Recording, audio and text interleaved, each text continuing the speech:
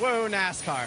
Alex Bowman wins Auto Club in a dominant fashion, leading 110 of the 200 laps, makes a statement. He is in a contract year, so his future is uncertain, but this might help a little bit. Had a really good run going at Las Vegas last week, was closing in on the leader Ryan Blaney for the lead. Caution came out, late strategy call, messed up their day, but this week they made up for it.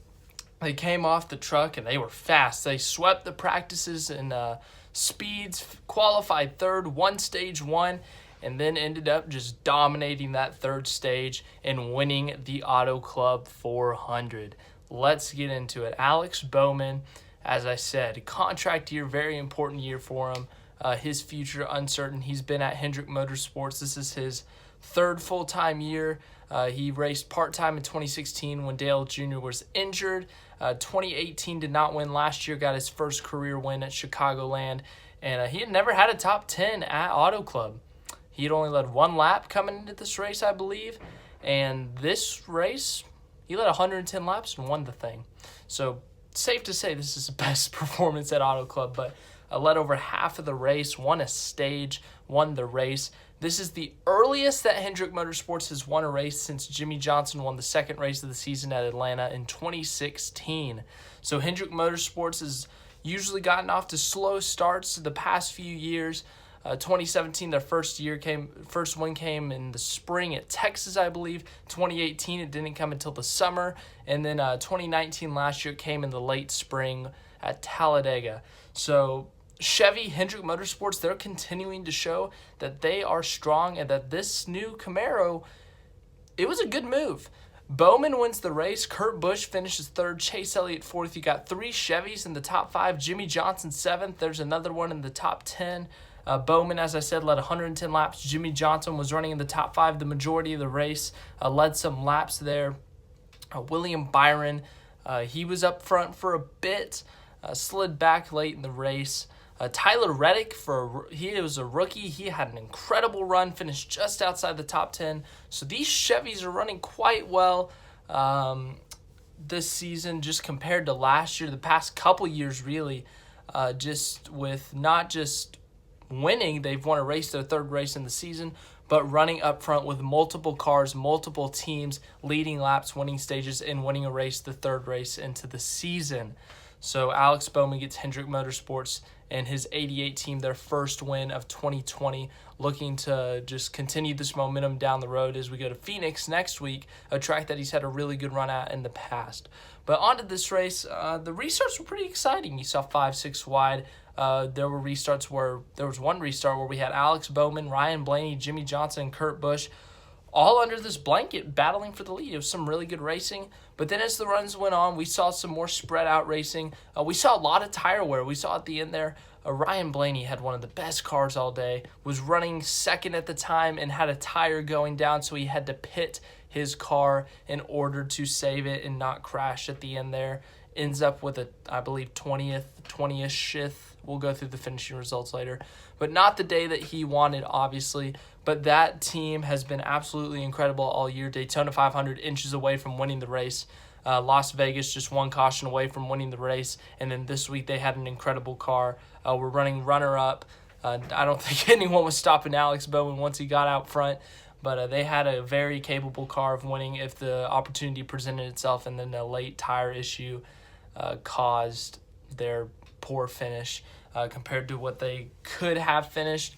But moving on through the field, Alex Bowman wins, as I said. Very important to lock yourself in the playoffs early. He does that, locks himself in. They can make some more gambles down the road, I'd assume. But as I said, just the best car all weekend. Fastest in practices, qualifying third, and then just dominating the race today. Alex Bowman trying to make a statement, trying to get an extension from Hendrick Motorsports. He doesn't want someone else in that 88 car. He wants to be in that 88 car long term. And I think he's made a good statement today. Got to keep winning races, though. I think he can. They've showed that capability this week. So I'm very excited to see where Alex Bowman's season can go from here. Kyle Busch. Last week, Gibbs did not do too well. Kyle Busch gets a runner-up this week. Not a bad run for him. Considering how the weekend started, Busch gets second, Hamlin sixth, Jones 10th. So 3 Gibbs guys in the top 10, but Kyle Busch with a solid run, finishing second. Kurt Busch finishes third, a very good run for him in his Chip Ganassi Racing #1 car.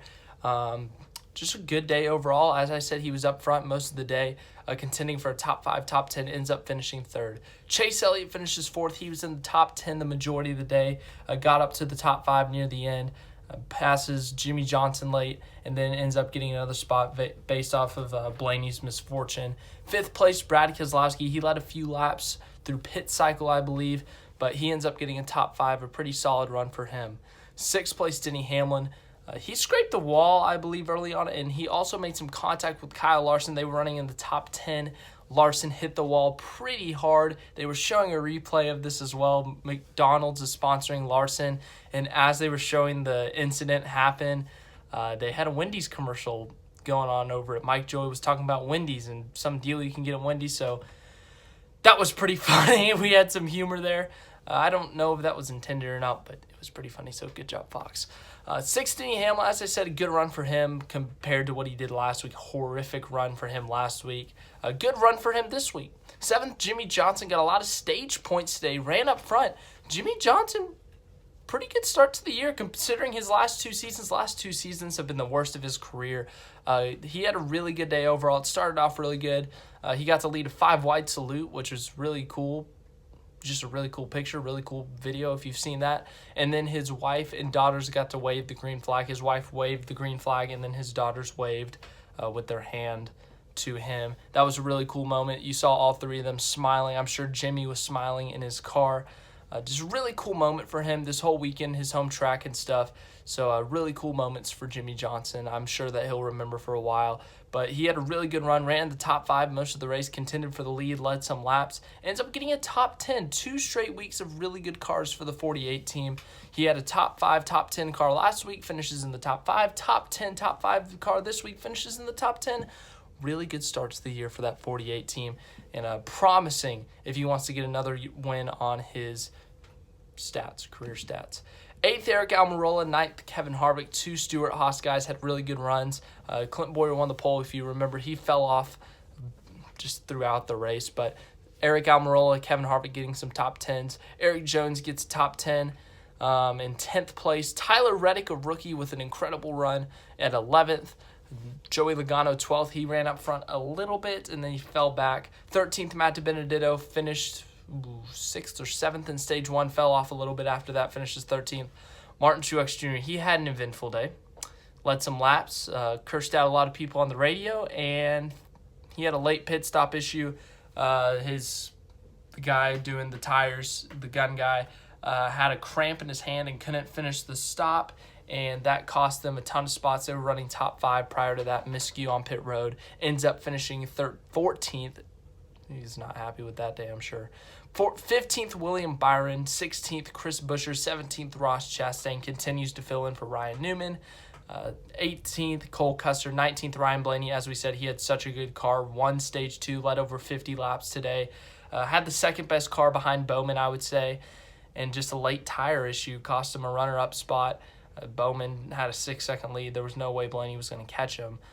But Blaney, just unfortunate result. They've had such a good year getting stage points, running well in all 3 races this year. So really good, promising start to the year for Blaney, but I'm sure that he would like to have a win in there. But I think they got some really good shots coming up.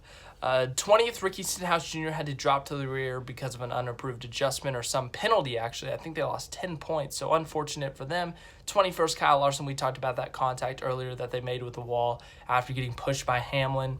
22nd, Michael McDowell. 23rd, Clint Boyer. Just fell off after the beginning of the race. Bad race after leading those first 10 laps. 24th, Austin Dillon. 25th, John Hunter Nemechek. 26th, Ty Dillon. 27th, Bubba Wallace. 28th, Daniel Suarez. 29th, Corey LaJoie. 30th, Ryan Preece. 31st, J.J. Yaley. 32nd, Brendan Poole. 33rd, Joey Gase. Go Joey Gase. 34th, Garrett Smithley. 35th, Quinn Huff. 36th, Reed Sorensen. 37th, Timmy Hill. Go Timmy. 38th, Christopher Bell. Had a mechanical issue or an engine failure early and ends up finishing dead last. But yeah, that's it. Alex Bowman.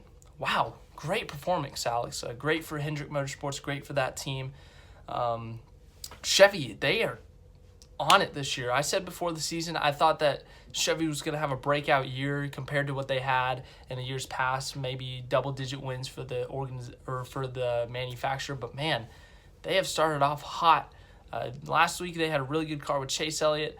Even Jimmy Johnson and William Byron were looking good. This week, Alex Bowman dominating this race. I'm excited to see where Chevy can go with this new car, how many wins they can rack up this year with how many different drivers too. So that'll be interesting to see. But if you like this video, leave it a like. If you want more NASCAR content and that kind of stuff, subscribe to the channel and make sure to share it with your NASCAR friends.